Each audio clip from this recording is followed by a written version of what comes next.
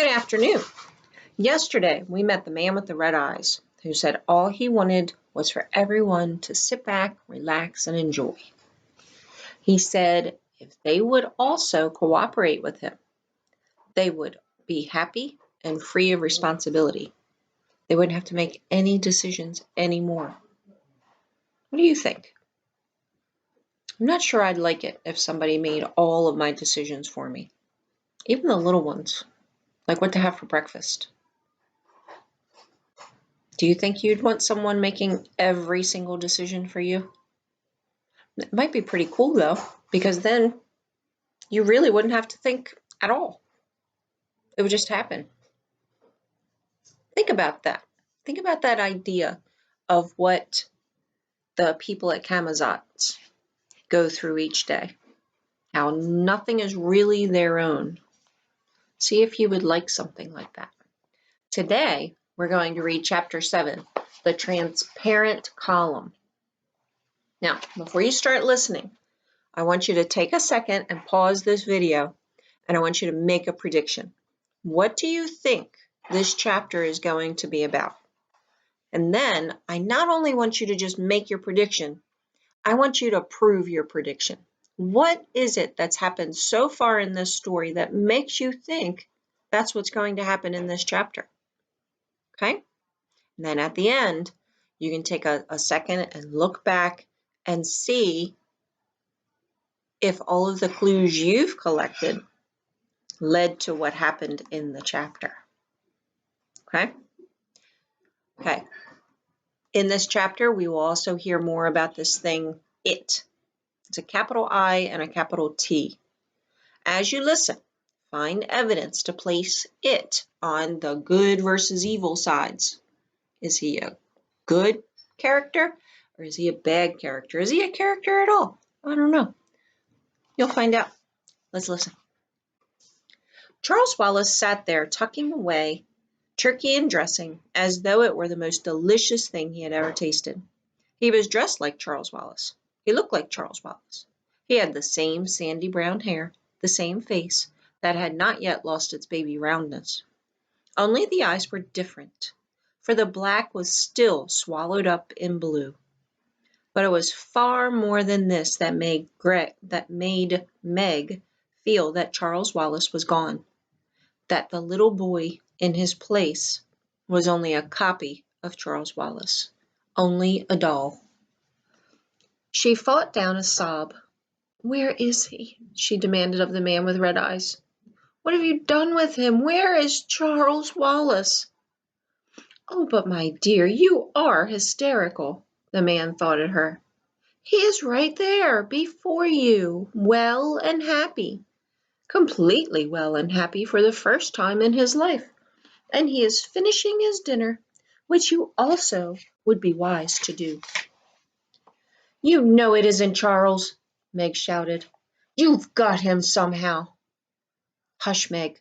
There's no use trying to talk to him," Calvin said, speaking in a low voice into her ear. "What we have to do is hold Charles Wallace tight. He's there, somewhere, underneath, and we mustn't let them take him away from us. Help me hold him, Meg. Don't lose control of yourself. Not now. You've got to help me hold Charles." He took the little boy firmly by one arm. Fighting down her hysteria, Meg took Charles's other arm and held it tightly. "You're hurting me, Meg," Charles said sharply. "Let me go." "Nope," Meg said. "We've been all wrong." Charles Wallace's voice, Meg thought, might have been a recording. There was a canned quality to it. "He isn't an enemy at all. He's our friend." "Nuts," Calvin said rudely. "You don't understand, Calvin," Charles Wallace said. "Mrs. What's-it, Mrs. Who, and Mrs. Which have confused us. They're the ones who are really our enemies. We never should have trusted them for a minute." He spoke in his calmest, most reasonable voice, the voice which infuriated the twins. He seemed to be looking directly at Calvin as he spoke, and yet Meg was sure that the bland blue eyes could not see, and that someone, something, was looking at Calvin through Charles. Now the cold, strange eyes turned to her. "Meg, let go. I will explain it all to you, but you must let go." "No." Meg gritted her teeth. She did not release her grasp, and Charles Wallace began to pull away with a power that was not his own, and her own spindly strength was no match against it. "Calvin!" she gasped as Charles Wallace wrenched his arm from her and stood up. Calvin the athlete, Calvin the boy who split firewood and brought it in for his mother, whose muscles were strong and controlled, let go of Charles Wallace's wrist and tackled him as though he were a football. Meg, in her panic and rage, darted at the man in the chair, intending to hit him as Charles Wallace had done. But the black-smocked men were too quick for her, and one of them held her with her arms pinioned behind her back. "Calvin, I advise you to let me go," came Charles Wallace's voice from under Calvin. Calvin, his face screwed up with grim determination, did not relax his hold. The man with red eyes nodded, and 3 of the men moved in on Calvin. At least it took 3 of them. Pried him loose, and held him as Meg was being held. "Mrs. Whatsit!" Meg called despairingly. "Oh, Mrs. Whatsit!" But Mrs. Whatsit did not come. "Meg," Charles Wallace said. "Meg, just listen to me." "Okay, I'm listening." "We've been all wrong, I told you. We haven't understood. We've been fighting our friend and Father's friend. If Father tells me he's our friend, maybe I'll believe it. Maybe. Unless he's got Father under the spell or whatever it is, like you." "This isn't a fairy tale. Spells, indeed," Charles Wallace said. "Meg, you've got to stop fighting and relax. Relax and be happy. Oh, Meg, if you'd just relax, you'd realize that all our troubles are over. You don't understand what a wonderful place we've come to. You see, on this planet, everything is in perfect order because everybody has learned to relax, to give in, to submit. All you have to do is look quietly and steadily into the eyes of our good friend here, for he is our friend, dear sister, and he will take you in as he has taken me." "Taking you in is right," Meg said. "You know you're not you. You know you've never in your life called me dear sister." "Shut up a minute, Meg," Calvin whispered to her. He looked up at the man with red eyes. "Okay, have your henchman let us go and stop talking to us through Charles. We know it's you talking, or whatever it's talking through you. Anyhow, we know you have Charles hypnotized." "A most primitive way of putting it," the man with red eyes murmured. He gestured slightly with one finger, and Meg and Calvin were released. "Thanks," Calvin said wryly. "Now, if you are our friend, will you tell us who or what you are?" "It's not necessary for you to know who I am. I am the prime coordinator. That is all you need to know." "But you're being spoken through, aren't you? Just like Charles Wallace. Are you hypnotized too?" "I told you that was too primitive of a word, without the correct connotations." "Is it you who are going to take us to Mr. Murray?" "No, it is not necessary, nor is it possible for me to leave here. Charles Wallace will conduct you." "Charles Wallace?" "Yes." "When?" "Now." The man with red eyes made the frightening grimace that passed for his smile. "Yes, I think it might as well be now." Charles Wallace gave a slight jerk of his head, saying, "Come," and started to walk in a strange, gliding, mechanical way. Calvin followed him. Meg hesitated, looking from the man with red eyes to Charles and Calvin. She wanted to reach out and grab Calvin's hand, but it seemed that ever since they had begun their journey, she had been looking for a hand to hold. So she stuffed her fists into her pockets and walked along behind the 2 boys. "I've got to be brave," she said to herself. "I will be." They moved down a long, white, and seemingly endless corridor. Charles Wallace continued the jerky rhythm of his walk and did not once look back to see if they were with him. Suddenly, Meg broke into a run and caught up with Calvin. "Cal," she said, "listen, quick. Remember Mrs. Whatsit said your gift was communication, and that was what she was giving you? We've been trying to fight Charles physically, and that isn't any good. Can you try to communicate with him? Can you try to get into him?" "Golly day, you're right. Calvin's face lit up with hope, and his eyes, which had been somber, regained their usual sparkle. I've been in such a swivet. It may not do any good, but at least I can try. They quickened their pace until they were level with Charles Wallace. Calvin reached out for his arm, but Charles flung it off. Leave me alone, he snarled. I'm not going to hurt you, old sport, Calvin said. I'm just trying to be friendly. Let's make up, You mean you're coming around? Charles Wallace asked. Sure, Calvin's voice was coaxing. We're reasonable people after all. Just look at me for a minute, Charlie Bus. Charles Wallace stopped and turned slowly to look at Calvin with his cold, vacant eyes. Calvin looked back, and Meg could feel the intensity of his concentration. An enormous shudder shook Charles Wallace. For a brief flash his eyes seemed to see. Then his whole body twirled wildly and went rigid. He started his marionette's walk again. I should have known better, he said. If you want to see Murray, you'd better come with me and not try any more hanky-panky. Is that what you call your father, Murray? Calvin asked. May could see that he was angry and upset at his near success. Father? What is a father? Charles Wallace intoned. Merely another misconception. If you feel the need of a father, then I would suggest that you turn to it. It again. Who's this it? Meg asked. All in good time, Charles Wallace said. You're not ready for it yet. First of all, I will tell you something about this beautiful, enlightened planet of Camazotz. His voice took on a dry, pedantic tones of Mr. Jenkins. Perhaps you do not realize that on Camazotz we have conquered all illness, all deformity. We, Calvin interrupted. Now, this part, if you want to skip over it or fast forward through it, it's kind of intense. It's not very pleasant. Charles continued as though he had not heard, and of course he hadn't, Meg thought. We let no one suffer. It is so much kinder simply to annihilate anyone who is ill. Nobody has weeks and weeks of runny noses and sore throats. Rather than endure such discomfort, they are simply put to sleep. You mean they're put to sleep while they have a cold, or that they're murdered? Calvin demanded. Murder is a most primitive word, Charles Wallace said. There is no such thing as murder on Camazotz. It takes care of all such things. He moved jerkily to the wall of the corridor, stood still for a moment, then raised his hand. The wall flickered, quivered, grew transparent. Charles Wallace walked through it, beckoned by Meg and Calvin, and they followed. They were in a small square room from which radiated a dull, sulphurous light.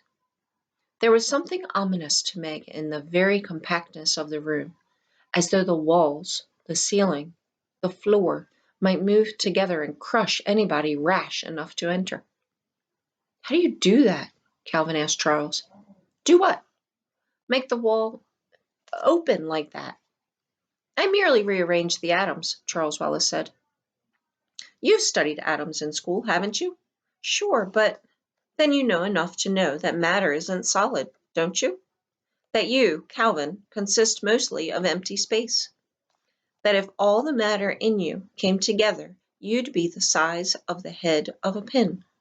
That's plain scientific fact, isn't it? Yes, but... So I simply push the atoms aside, and we walk through the space between them. Meg's stomach seemed to drop, and she realized that the square box in which they stood must be an elevator, and that they had started to move upward with great speed. The yellow light lit up their faces, and the pale blue of Charles's eyes absorbed the yellow and turned green. Blue and yellow make green. Calvin licked his lips. Where are we going? Up, Charles Wallace continued. On Camazotz, we are all happy because we are all alike. Differences create problems. You know that, don't you, dear sister? No, Meg said. Oh, yes, you do. You've seen at home how true it is. You know that's the reason you're not happy at school, because you're different. I'm different, and I'm happy, Calvin said. But you pretend that you aren't different. I'm different, and I like being different, Calvin's voice was unnaturally loud. Maybe I don't like being different, Meg said, but I don't want to be like everybody else either. Charles Wallace raised his hand, and the motion of the square box ceased, and one of the walls seemed to disappear. Charles stepped out, Meg and Calvin following him. Calvin just barely making it before the wall came into being again, and they could no longer see where the opening had been. You wanted Calvin to get left behind, didn't you? Meg said. I am merely trying to teach you to stay on your toes. I warn you, if I have any more trouble from either of you, I shall have to take you to it. As the word it fell from Charles's lips again, Meg felt as though she had been touched by something slimy and horrible. So what is this it? She asked. You might call it the boss. Then Charles Wallace giggled, a giggle that was the most sinister sound Meg had ever heard. It sometimes calls itself the happiest sadist. Meg spoke coldly to cover her fear. I don't know what you're talking about. That's sadist, S-A-D-I-S-T, not sadist, S-A-D-D-E-S-T, you know. Lots of people don't pronounce it correctly. Well, I don't care, Meg said defiantly. I don't ever want to see it, and that's that. Charles Wallace's strange, monotonous voice ground against her ears. Meg, you're supposed to have some mind. Why do you think we have wars at home? Why do you think people get confused and unhappy? Because they all live their own separate individual lives. I've been trying to explain to you in the simplest possible way that on Camazotz, individuals have been done away with. Camazotz is one mind. It's it. And that's why everybody's so happy and efficient. That's what old witches like Mrs. Whatsit don't want to have happen at home. She's not a witch, Meg interrupted. No. No, Calvin said. You know she's not. You know that's just their game. Their way, maybe, of laughing in the dark. In the dark is correct, Charles continued. They want us to go on being confused instead of properly organized. Meg shook her head violently. No, she shouted. I know our world isn't perfect, Charles, but it's better than this. This isn't the only alternative. It can't be. Nobody suffers here, Charles intoned. Nobody is ever unhappy. But nobody's ever happy either, Meg said earnestly. Maybe if you aren't unhappy, sometimes you don't know how to be happy. Calvin, I want to go home. We can't leave Charles, Calvin told her, and we can't go before we found your father. You know that. But you're right, Meg, and Mrs. Witch is right. This is evil. Charles Wallace shook his head, and scorn and disapproval seemed to emanate from him. Come, we're wasting time. He moved rapidly down the corridor, but continued to speak. How dreadful it is to be low. Let me start again. How dreadful it is to be low individual organisms. His pace quickened from step to step, his short legs flashing, so that Meg and Calvin almost had to run to keep up with him. Now see this, he said. He raised his hand, and suddenly they could see through one of the walls into a small room. In the room, a little boy was bouncing a ball. He was bouncing it in rhythm. Remember the boy? And the walls of his little cell seemed to pulse with the rhythm of the ball. And each time the ball bounced, he screamed as though he were in pain. That's the little boy we saw this afternoon, Calvin said sharply. The little boy who wasn't bouncing the ball like the others. Charles Wallace giggled again. Yes, every once in a while there's a little trouble with cooperation, but it's easily taken care of. After today, he'll never desire to deviate again. Ah, here we are. He moved rapidly down the corridor and again held up his hand to make the wall transparent. They looked into another small room or cell. In the center of it was a large, round, transparent column, and inside this column was a man. Father! Meg screamed. That's the end of chapter 8. Can you take a guess at what chapter 9 is? Chapter 9 is called It. Okay, think about that prediction. How close were you? Did your clues line up? Predictions can't be right or wrong because they're just an idea based on the clues that we've read. So we're putting things together and trying to come up with our own next steps. We'll talk about this a little bit more tomorrow. Enjoy your evening. Take care. Bye.